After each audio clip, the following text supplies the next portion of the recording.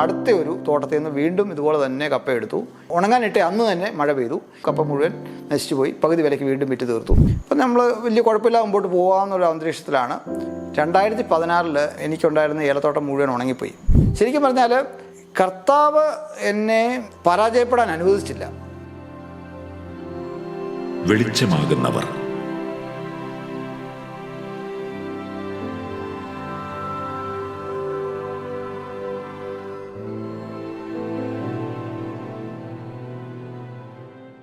എൻ്റെ ജീവിതത്തിലെ ഏറ്റവും വലിയ സ്വപ്നമായിരുന്നു ഒരു ബിസിനസ് തുടങ്ങുക എന്നുള്ളത്.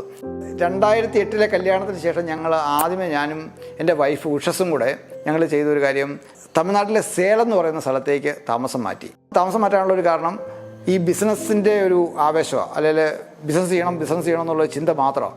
ഞാനും എൻ്റെ കുറച്ച് സുഹൃത്തുക്കളും ചേർന്ന് ഒരു സംഘമൊക്കെ രൂപീകരിച്ച് ഒരു ചെറിയ എമൗണ്ടുകൾ കളക്ട് ചെയ്ത് ആ എമൗണ്ടുകൾ സൂക്ഷിച്ചു വെച്ച് ഞങ്ങളൊരു 6 ലക്ഷം രൂപയോളം ഉണ്ടാക്കിയതിന് ശേഷം ഞങ്ങൾ ഒരു പ്രോജക്റ്റ് തയ്യാറാക്കി.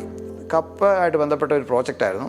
അപ്പം കപ്പ ഉണങ്ങിയിട്ട് അതിൻ്റെ മാവെടുത്ത് ലെയ്സ്, കുർക്കുരെ പോലത്തെ പ്രോഡക്ട്സ് ഉണ്ടാക്കുക എന്നുള്ളതായിരുന്നു ഉദ്ദേശം. അങ്ങനെ അന്വേഷിച്ചപ്പോൾ ഞങ്ങൾക്ക് മനസ്സിലായി സേലത്താണ് ഇന്ത്യയിൽ ഏറ്റവും കൂടുതൽ കപ്പ ഉണ്ടാകുന്ന സ്ഥലമെന്നും മനസ്സിലായി. അപ്പം ഞങ്ങൾ പോയി അന്വേഷിച്ചു. അവിടെ പോയി അന്വേഷിച്ചപ്പോൾ നമുക്കവിടെ ഒരു ഫാക്ടറിയൊക്കെ കിട്ടി. ഏകദേശം ഒരു 1 ഏക്കറോളം വരുന്ന സിമെൻറ്റഡ് ആയിട്ടുള്ള ഫ്ലോറൊക്കെ ഉള്ള ഒരു ഫാക്ടറി നമുക്ക് കിട്ടി. അപ്പം ആ ഫാക്ടറി നമ്മൾ വാടകയ്ക്ക് എടുത്തു. നമ്മളവിടെ കപ്പ തോട്ടങ്ങളിൽ നിന്ന് വാങ്ങിച്ച് ഉണങ്ങി എടുക്കാനുള്ള തീരുമാനമെടുത്തു. കപ്പ ആദ്യത്തെ ബാച്ച് ഞങ്ങൾ ഒരു ഒക്ടോബർ അവസാനത്തോടു കൂടി ഞങ്ങൾ എടുത്തു. ആദ്യത്തെ ബാച്ച് എന്ന് പറഞ്ഞാൽ ഒരു 1 ഏക്കർ സ്ഥലത്തെ കപ്പ ഒരുമിച്ച് വാങ്ങിച്ച് ട്രാക്ടറൊക്കെ കൊണ്ടുവന്ന് കപ്പ കൊണ്ടുവന്ന് കളത്തിൽ കൊണ്ടുവന്നിട്ട് കട്ട് ചെയ്ത് നിരത്തി. അപ്രതീക്ഷിതമായിട്ട് പിറ്റേ ദിവസം ഉച്ചയായപ്പോൾ മഴ പെയ്യാൻ തുടങ്ങി. അപ്പോൾ ഞാൻ വിചാരിച്ചു സേലമല്ലേ, ഒരു ചെറിയ മഴ പെയ്ത് മാറും. മഴ തുടർന്ന് അതിൻ്റെ 3-ാമത്തെ ദിവസം ഞാൻ ഈ ഫാക്ടറി ചെല്ലുമ്പോൾ കാണുന്നത് ഈ സിമെൻറ്റഡ് തറയിൽ വെള്ളം കെട്ടി നിന്നിട്ട് ഈ കപ്പ ഒഴുകി നടക്കുവാണ്. അപ്പം അതാണ് ഞാൻ കാണുന്ന കാഴ്ച. അപ്പം എനിക്ക് മനസ്സിലായി ഈ കപ്പ മുഴുവൻ പോകും, ഇത് ഉണങ്ങി കിട്ടുകയില്ല. പിന്നെ മഴ 2-3 ദിവസം കൂടെ തുടർന്നു. കപ്പ ഉണങ്ങിയെടുക്കാൻ പറ്റാതെ വന്ന് ആ കപ്പയുടെ കളറെല്ലാം പോയി. കപ്പയിൽ നിന്ന് കരിമ്പൻ പോലെ ഒരു ഫംഗസ് അറ്റാക്കൊക്കെ വന്ന് കപ്പ മുഴുവൻ പോയി. കപ്പ വാങ്ങിച്ച വിലയേക്കാളും ഒരു പകുതി താഴെ ഒരു വിലയ്ക്ക് ഞങ്ങൾ സേലത്ത് തന്നെ അത് വിറ്റ് തീർത്തു. അപ്പം ഒരു പകുതി പൈസ കയ്യിൽ നിന്ന് പോയി. വീണ്ടും കുറച്ച് ദിവസം കാത്തിരുന്ന് നവംബർ അവസാനമായപ്പം വീണ്ടും അടുത്ത ഒരു തോട്ടത്തിൽ നിന്ന് വീണ്ടും ഇതുപോലെ തന്നെ കപ്പ എടുത്തു. സെയിം പരിപാടി ചെയ്തു. ഉണങ്ങാനിട്ട് അന്ന് തന്നെ മഴ പെയ്തു. കപ്പ മുഴുവൻ നശിച്ചു പോയി. പകുതി വിലയ്ക്ക് വീണ്ടും വിറ്റ് തീർത്തു. അപ്പോൾ എനിക്ക് മനസ്സിലായി ഇത് നമുക്ക് ഉള്ള പരിപാടിയല്ല, നടക്കുകയില്ല, മുമ്പോട്ട് പോവുകയില്ല. അപ്പം ഇത് വൈൻഡപ്പ് ചെയ്യാനുള്ളൊരു തീരുമാനത്തിൽ, പക്ഷേ എനിക്ക് വൈൻഡപ്പ് ചെയ്യാനും തോൽവി സമ്മതിക്കാനും മടിയായിരുന്നതുകൊണ്ട് വീട്ടിൽ വന്ന് പറയണമല്ലോ ഇത് പരാജയപ്പെട്ടു എന്ന് പറഞ്ഞ് വീട്ടിൽ തിരിച്ചു വരാൻ പറ്റില്ലാത്തതുകൊണ്ട് ഞാൻ അവിടെ തന്നെ കുറച്ചുകൂടെ കടിച്ചു തൂങ്ങി നിന്നു. ഞാൻ പോയതിൻ്റെ മറ്റൊരു ഉദ്ദേശം തമിഴ്നാട്ടിലെ ജീസസ് യൂത്ത് ആയിട്ടുള്ള മിനിസ്ട്രികൾ, തമിഴ്നാട്ടിലെ സേലത്തുണ്ട്, ഞാനുണ്ടായിരുന്ന സമയത്ത് സേലത്ത്, ട്രിച്ചിയിൽ, കോയമ്പത്തൂർ, ഈറോഡ്, ഇങ്ങനെ സ്ഥലങ്ങളിലൊക്കെ വളരെ ചെന്നൈ ആക്റ്റീവായിട്ടുള്ള ജീസസ് യൂത്ത് ഫെലോഷിപ്പുകളുണ്ടായിരുന്നു. അപ്പോൾ അവരെയൊക്കെ സപ്പോർട്ട് ചെയ്യാനൊക്കെ പറ്റുന്ന രീതിയിലുള്ള ഒരു മിനിസ്ട്രി ചെയ്യണമെന്നായിരുന്നു എൻ്റെ ആഗ്രഹം. അതുകൊണ്ടാണ് സേലത്തേക്ക് പോകാനുള്ള 2ാമത്തെ ഒരു റീസൺ. അപ്പം അങ്ങനെ ജീസസ് യൂത്ത് പരിപാടി കുറച്ച് സപ്പോർട്ട് ചെയ്ത് അങ്ങനെ മുമ്പോട്ട് പോയി. അതിൻ്റെ ഇടയ്ക്ക് വേറെ ഒരു വഴികളും തെളിയുന്നില്ല. എനിക്ക് ഇഷ്ടപ്പെട്ട മറ്റൊരു ബിസിനസ് പറയുന്നത് അഗ്രികൾച്ചർ റിലേറ്റഡ് ആയിട്ടുള്ള പെസ്റ്റിസൈഡിൻ്റെയും ഫെർട്ടിലൈസറിൻ്റെയൊക്കെ ബിസിനസ്സിനെ കുറിച്ച് എൻ്റെ മനസ്സിലുണ്ട്. പക്ഷേ അതെങ്ങനെ തുടങ്ങും, ഒരു ഗ്രാഹ്യമില്ല.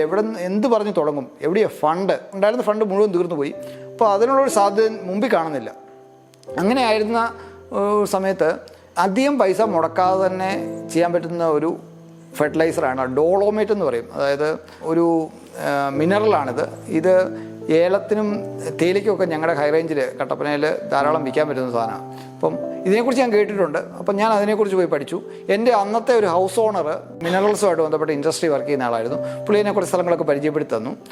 അവിടുന്ന് ഞാൻ അവസാനിപ്പിച്ച് പോരുമ്പം ഒരു ലോഡുമായിട്ടാണ് പോകുന്നത്. അതായത് ഒരു ലോഡെന്ന് പറഞ്ഞാൽ 12 ടണ്ണ് ഈ ഡോളോമേറ്റുമായിട്ട് ഞാൻ ഹൈ റേഞ്ച് വന്നു. ഒരു ഓർഡർ എടുത്തു, ആ ഒരു തോട്ടത്തിൽ സപ്ലൈ ചെയ്തു. അവിടുന്ന് തന്നെ എനിക്കൊരു 4-5 ലോഡിൻ്റെ കൊണ്ട് ഓർഡർ കിട്ടി. ഏകദേശം ഒരു 100 ടണ്ണോളം ആ തോട്ടത്തിൽ തന്നെ ഞാൻ വിറ്റു. ആ വർഷം മൊത്തം ഞാനൊരു 300 ടണ്ണ് വിറ്റു. ഞങ്ങൾക്ക് സ്വന്തമായിട്ടൊരു 5 ഏക്കർ ഏലത്തോട്ടം ഉള്ളത്. അതിൽ നിന്ന് കിട്ടുന്ന വരുമാനം കൊണ്ടൊക്കെ ജീവിക്കാൻ പറ്റും. ഞങ്ങൾക്ക് 2014 തന്നെ 2 ടണ്ണോളം വരുന്ന രീതിയിലൊരു പ്രൊഡക്ഷനൊക്കെ കിട്ടി. അപ്പം നമ്മൾ വലിയ കുഴപ്പമില്ല മുമ്പോട്ട് പോകാമെന്നുള്ള അന്തരീക്ഷത്തിലാണ് 2016 എനിക്കുണ്ടായിരുന്ന ഏലത്തോട്ടം മുഴുവൻ ഉണങ്ങിപ്പോയി. ഒരു വലിയ ഉണക്കുള്ള ഒരു വർഷമായിരുന്നത്. ഉണങ്ങിപ്പോയി. 2016 എനിക്ക് മൊത്തം കിട്ടിയ ഏലക്ക എന്ന് പറയുന്നത് 2000 കിലോ കിട്ടിയ സ്ഥാനത്ത് 2014 2000 കിലോ കിട്ടിയ സ്ഥാനത്ത് 2016 വെറും 50 കിലോ അല്ലെങ്കിൽ 50 കിലോയ്ക്ക് 60 കിലോയ്ക്ക് ഇടയ്ക്കൊക്കെ ആയിരിക്കും കിട്ടി. അത്രയും കുറച്ച് കാലം. അപ്പോൾ എൻ്റെ 3 മക്കൾ അവിടുത്തെ നല്ല സ്കൂളിൽ പഠിക്കുന്നുണ്ട്. ഈ 3 മക്കൾക്കുള്ള ട്യൂഷൻ ഫീസ് തന്നെ 1,50,000 രൂപ ആവും. 50 കിലോ ഏലക്ക വിറ്റ് കഴിഞ്ഞാൽ എനിക്ക് 40,000 പോലും കിട്ടുകയില്ല. പിന്നെ ബാക്കിയുള്ള വീട്ടിലെ ചിലവുകൾ ഇതൊന്നും ഓടിക്കാൻ പറ്റാത്ത രീതിയിൽ വലിയ സാമ്പത്തിക പ്രതിസന്ധിയിലേക്ക് കടന്നുപോയി. വലിയ സാമ്പത്തിക പ്രതിസന്ധി പറഞ്ഞാൽ ലക്ഷങ്ങൾ കടമൊക്കെ എടുക്കുന്ന ഒരു സാഹചര്യത്തിലേക്ക് പോയി. ഈ 2016 ഈ ഓണക്കൂട് വന്നപ്പോഴത്തേക്ക് നമ്മൾ തളർന്നു പോയി. അപ്പം ഞാൻ വിചാരിച്ചു ഇനി മുമ്പോട്ട് പോകണ ഏലകൃഷി മാത്രം പറ്റില്ല, വേറെ എന്തെങ്കിലും കൃഷി വേണം. കുറച്ച് പശുവിനെ വളർത്താം, അല്ലെങ്കിൽ കുറച്ച് ഭാഗത്ത് കുരുമുളക് കൃഷി ചെയ്യാം എന്നൊക്കെ വിചാരിച്ച് അങ്ങനെ കുറേ ഭാഗമൊക്കെ തിരിച്ച് കുരുമുളക് കൃഷി ചെയ്യാനായിട്ട് മുരിക്കൊക്കെ കുഴിച്ചിട്ട് അങ്ങനെ കുറച്ച് ചെയ്തു. കുറച്ച് ഭാഗത്ത് പശുവിനെ വളർത്താനായിട്ട് പുല്ലൊക്കെ വെച്ച് പിടിപ്പിച്ചു. അങ്ങനെ പശുവിനെ വാങ്ങിച്ചു. അങ്ങനെ പശു കൃഷി ഇതൊക്കെ ആയിട്ട് ഇങ്ങനെ പോകുന്നു. മിക്കവാറും ആഴ്ച ഒരു 3-4 ദിവസമെങ്കിലും ഞങ്ങൾ പള്ളിയിൽ പോകുന്ന കാര്യത്തിൽ ശ്രദ്ധയുണ്ടായിരുന്നു. അതിനൊരു പ്രധാന റീസൺ എൻ്റെ വൈഫ്, പുള്ളിക്കാരി ചെറുപ്പം തൊട്ടേ പള്ളിയിൽ പോകുന്ന ആളായിരുന്നു. അതുകൊണ്ട് നമുക്ക് പള്ളിയിൽ പോകണം എന്നുള്ള നിർബന്ധ ബുദ്ധി ഉള്ളതുകൊണ്ട് വൈഫ് നിർബന്ധിക്കുന്ന ആ കൂടെ അങ്ങ് പോകുന്നു. അങ്ങനെ ഒരു രീതിയിലേക്ക് ഞാൻ അതപ്പതിച്ചെന്ന് വേണേൽ പറയാം. കാരണം എനിക്കങ്ങോട്ടൊരു പ്രത്യാശയുടെ മുമ്പോട്ട് നോക്കാൻ പറ്റുന്നില്ല. സ്ട്രെങ്ത് എല്ലാം ചോർന്നു പോകുന്ന ഒരു അവസ്ഥയിലേക്ക് എത്തി. ഞാൻ ഈ പ്രാർത്ഥിച്ച് അത്തിവൃക്ഷം പൂക്കുന്നില്ലെങ്കിലും വയലുകളിൽ ധാന്യം വിളയുന്നില്ലെങ്കിലും ആലയിൽ ആടറ്റുപോയാലും കർത്താവെ അങ്ങനെ സ്തുതിക്കൂ എന്നൊക്കെ പറയാനുള്ള ധൈര്യം തന്നെ എനിക്ക് നഷ്ടപ്പെട്ടു. ഞാൻ വിചാരിച്ചു ഞാൻ ഈ കോവിഡ് വന്നാൽ ഒരു 3 ദിവസം അല്ലെങ്കിൽ 4 ദിവസം കഴിയുമ്പോൾ ഞാൻ എഴുന്നേറ്റ് പോകും. അന്ന് ആ രീതിയിലാണ് ഞാൻ വിചാരിച്ചിരുന്നത്. അത്ര ഈസി ആയിട്ട് ഇത് ചെയ്യാൻ പറ്റും. ഇത് ഈ കോവിഡൊന്നും എന്നെ ബാധിക്കാവുന്ന രീതിയിലായിരുന്നു. എൻ്റെ തോട്ടത്തിലെ എൻ്റെ സ്ഥിരം പണിയാൻ വരുന്ന തമിഴ്ക്കാരനോട് പറഞ്ഞിട്ടുണ്ടായിരുന്നു, മനോജ് ഇന്ത വർഷം നല്ല ക്രോപ്പ് കിട്ടും, 3 ടണ്ണൊക്കെ കിട്ടുമെന്നൊക്കെ പറഞ്ഞ് പുള്ളി എന്നോട് പറഞ്ഞിട്ടുണ്ടായിരുന്നു.